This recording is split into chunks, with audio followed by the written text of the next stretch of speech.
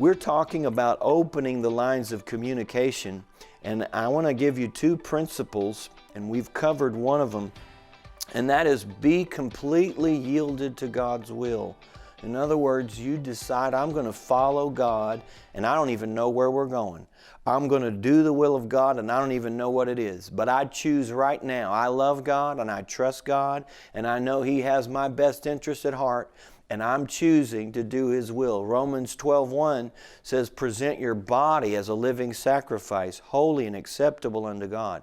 So it's just laying our life on the altar and saying, God, I want your will. And from that moment on, His will becomes right for you, and anything less than His will becomes wrong for you. And so that's fine. I'm glad God cares. Then number two, be completely honest. So number one, be completely yielded to God. No reservations. I'll do whatever you want me to do. But number two, be completely honest. Honest with yourself and honest with God. Now, I cannot overemphasize this. We try to train our children, to be honest and tell the truth. But dishonesty has so many negative effects on your life. And I've gotten to the point now, and I'm going to give you some scriptures, but I truly believe if a person is a dishonest person, and Christians can be dishonest. Just because you love the Lord and you're born again doesn't mean that you can't be dishonest. It's possible. I just don't believe dishonest people can follow and hear God's voice. And here's why. Here's why. Just before you disagree, just hear me out. If a person is prone to be dishonest to other people, they're going to be dishonest to themselves. If you don't tell the truth to others, you're probably going to deceive yourself.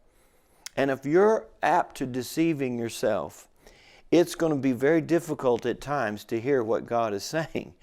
And I see this over and over again. People will pray about direction, and they'll convince themselves that God is telling them what they want to hear. And if that is where you are in your walk with God, you're constantly going to miss what He has for you. God's not always going to tell you what you want to hear. And you have to be honest enough to admit it. And that's really the bottom line.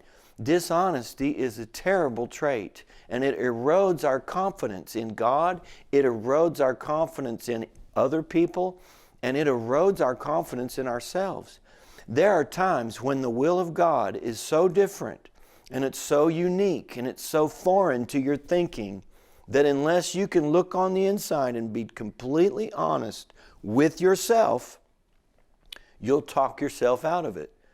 And so honesty is of utmost importance. I hope you're getting this.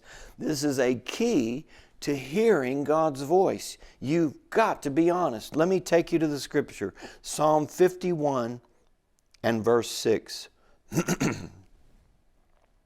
Psalm 51 verse 6. And this is a little known psalm, but I've got it highlighted in my Bible because it has spoken to me for years and years. Here it is. Behold, you desire truth in the inward parts, and in the hidden part you will make me to know wisdom. Did you get that?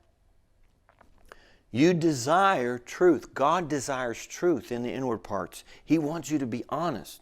He wants you to tell yourself the truth. He wants you to tell yourself the truth. You've got to be truthful with yourself. There are times when you just aren't going to agree with what you sense God is telling you. And if you're not completely honest, you'll tell yourself it's not God. It's not God. Here's what God's saying. Oh, I've seen this over and over again. I've seen people trumpeting what God said. God said this, and God said that, and God's telling me to do this, and God's telling me to do that. And by the very sound of it, it sounds shallow. Now, I'm not the judge, but there have been times when I'm thinking, I'm not sure about that. Now, I'm not their judge, and I don't say anything, but it's like I've prayed and I've gotten God's will before, and I've begun to do that with fear and trembling, like, Lord, I could be missing you. but I truly believe this is what you're saying. I mean, I can't prove it, but I believe it's you. And if it's not you, help me, Lord. Help me get over it. Help me get through it, and help me get on the right track. I'm being honest, and I'm talking to God from my heart. And so it's just incredibly important. I'm going to read this again. He desires truth in the inward parts.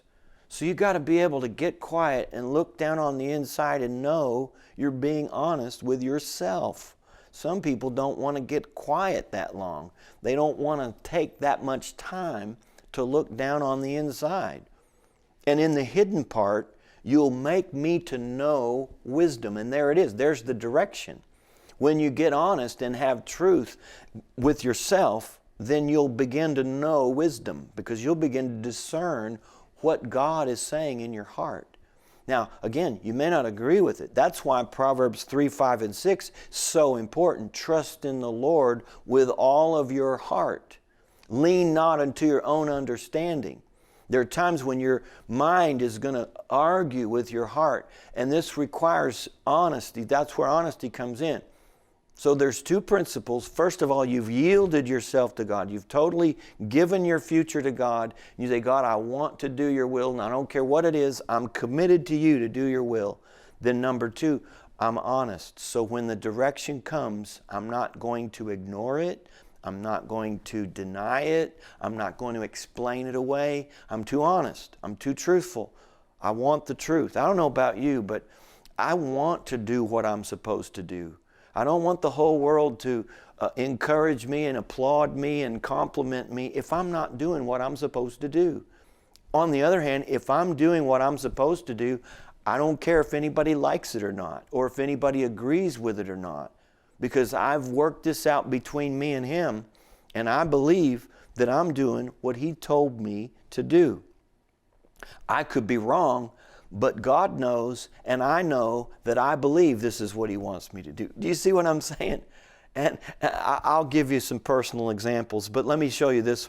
Proverbs 19:21 says, this is very helpful. Proverbs 19:21, there are many plans in a man's heart. Nevertheless, the Lord's counsel, that will stand. There are many plans, many ideas, many different options that you'll have when you're making a decision. And we're primarily, let's face it, we're primarily talking about life decisions, major decisions in your life. You want to make right choices.